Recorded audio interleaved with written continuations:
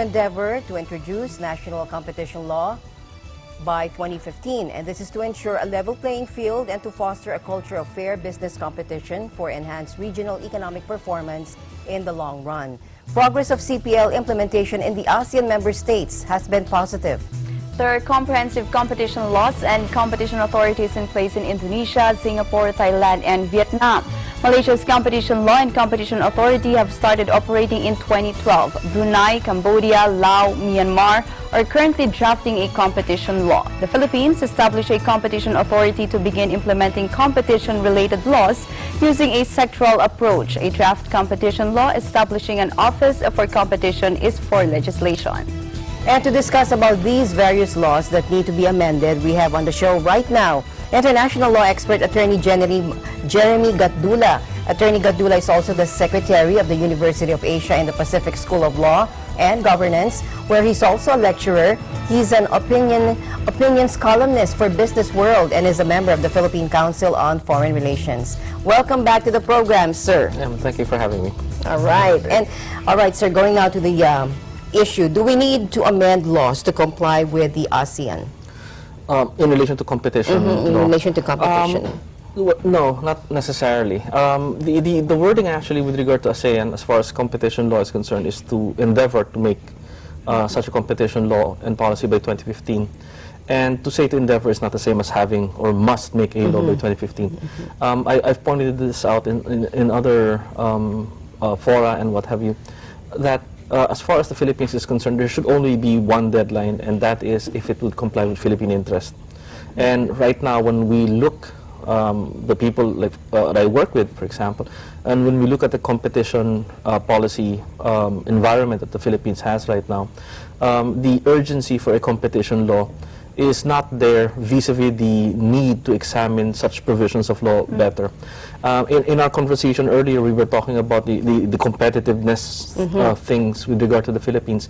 These are things, kasi like, for example, with regard to education, electricity, power rates, wage hikes, and what have you. These are things that will not be addressed or cannot be addressed by competition law. Okay. These are actually things that could be better addressed through other, and I think, for example, traffic alone. I don't think this will be addressed by competition law, and so rather than a competition law, I think at this point we should be addressing these things rather than that. A competition law kasi really looks more at cartels, for example, and at an examination of whether mergers would result in monopolies that would have bad effects or detrimental effects on Philippine consumer interests and what have you. But the thing here is that this is something that needs to be further examined. Monopolies are not necessarily a bad thing. Our Constitution does not necessarily ban monopolies. Monopolies in certain sense could actually be good for the Philippines. Again, because as I was saying earlier, the Philippines has a small market. And it is possible that if you have several players, the probability that you will have lower quality of good and that you have weaker Philippine companies is always there. And what do I mean by that? You take any large Philippine company that we have right now, and our countrymen will probably think, wow, it's so powerful, it's so big. But when you have this player, the Philippine company, vis-a-vis other players within the ASEAN region or within the Asian region or within the global arena, they're not that strong. And I think what we should be thinking at really is to support these companies more. Take these companies, parang you have this little Philippine company, and just because of the fact that in our neighborhood it looks big. But in the greater scheme of things, probably the better thing to do is for us to encourage that company to be even bigger. And between a Filipino company that's really big and powerful and a foreign company that's really big and powerful, I'd rather have a Filipino company. So. Sir, what about our laws in terms of foreign ownership? Do we need to amend them? Actually, that's the thing. And if we must have a foreign a competition policy, it's really to address that. The probability that you would have foreign owners creeping in and evading, for example, our anti-dummy laws and what have you. And being able to exert monopoly powers outside the Philippines. And that is why one of the things I was actually advocating for is if we must have a competition policy now, at the very least include something like the effects doctrine. Because right now our doctrine is essentially territoriality, which means that the crime must have happened within the territory of the Philippines. But a lot of these things that are happening would be happening outside the territory of the Philippines. And by having an effects doctrine, for example, it is possible if somebody does something bad, the moment they step into Philippine soil, then they could be prosecuted for those acts that they have done previously, even though it was done outside the Philippines. It may not be, I mean, obviously there are other factors to be considered, the effectiveness of our judiciary, the effectiveness of our police, but it's a good start, at least as far as competition laws are concerned. What about professionals? Do we have enough professionals to meet the ASEAN demands and needs? And That's the other thing. As far as well, there are a lot of great people in the DOJ right now. The Tariff Commission has a lot of experts that are working on competition law.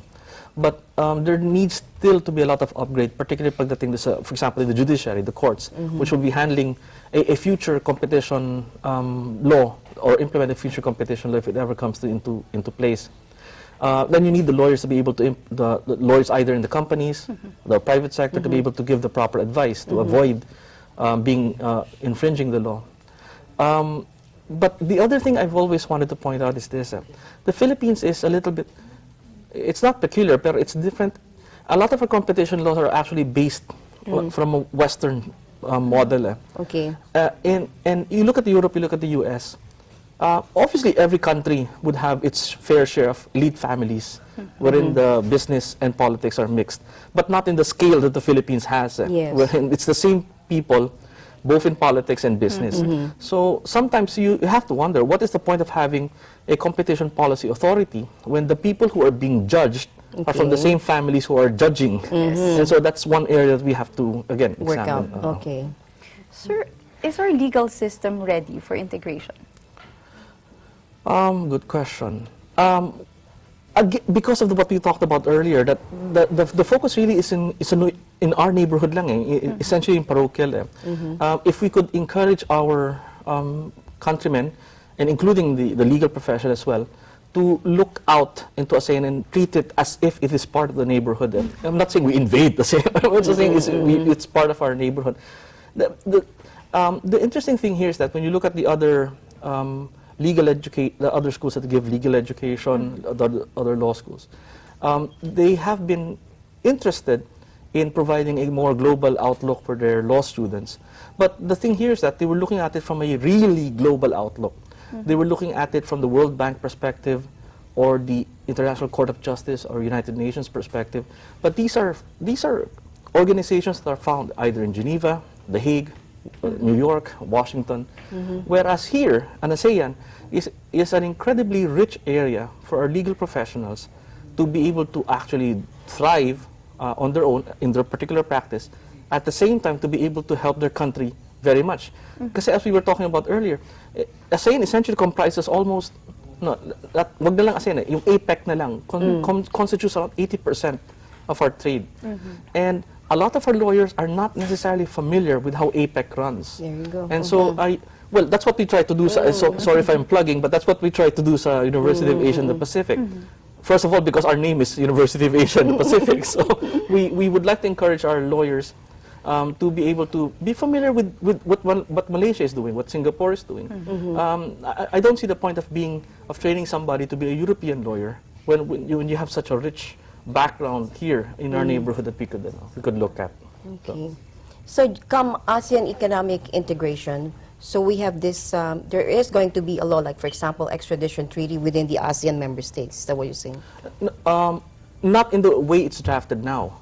In the way I was, in one of the suggestions I'm doing, it's essentially that. You're not even sure that some of the companies that we may have, for example, they may actually be exerting control from another country. Yeah. And so, but one of the things is that one of the reasons that's hampering us from exerting any accountability on these people is the fact that our criminal laws are territorial. Exactly. They could make the deals outside and what have you. So by exerting the effects doctrine, which is essentially what the U.S. is doing as far as competition law and economic crimes are concerned, perhaps it would be helpful to have that there. By the way, with regard to the effects doctrine, the other reason why I'm thinking that is also for purposes of the OFWs. Because, like, for example, if you have a maid, for example, or and gets abused in another country, that person who abused will not be prosecuted here, precisely because the crime happened in the other country. But if we have that, then the moment that person makes the mistake, for example, of just dropping by or touring in the Philippines, and we could probably exert already jurisdiction and probably even arrest that person. Oh, Sir, how possible it is for us to achieve that? It's really up to the lawmakers. And then, again, the training na with regard to the police and our judiciary. But other countries have been doing that. The U.S., of course, has been leading in that sense, although, of course, the U.S. is the U.S. Yes. But there's no reason why. And I think it's a worthwhile thing to investigate, considering a huge part of our economy and a huge part of our citizenry is actually engaged in OFW Exactly. work. So, like at the when very it least, we comes should- to like human trafficking. That's the same thing kasi nga it Same happens thing, outside. right? Yes. At least man lang to be able to trace back to anybody na, for example, who does a crime here and perhaps it's actually related to somebody here, then at least be able to exert jurisdiction on those matters. Sir, that would be up to the lawmakers, but you, in your personal capacity, sir, is it possible for you to initiate that? Well, I have been writing about it. I've been advocating about it in all the lectures. So far, I think they're more interested yata right now in 2016. But what can always hope that it will work out. So, All right. Thank you very much. Attorney Jeremy Gatdula, Thank you, sir. maraming salamat po. thank you very much. Again. All right, we'll be back.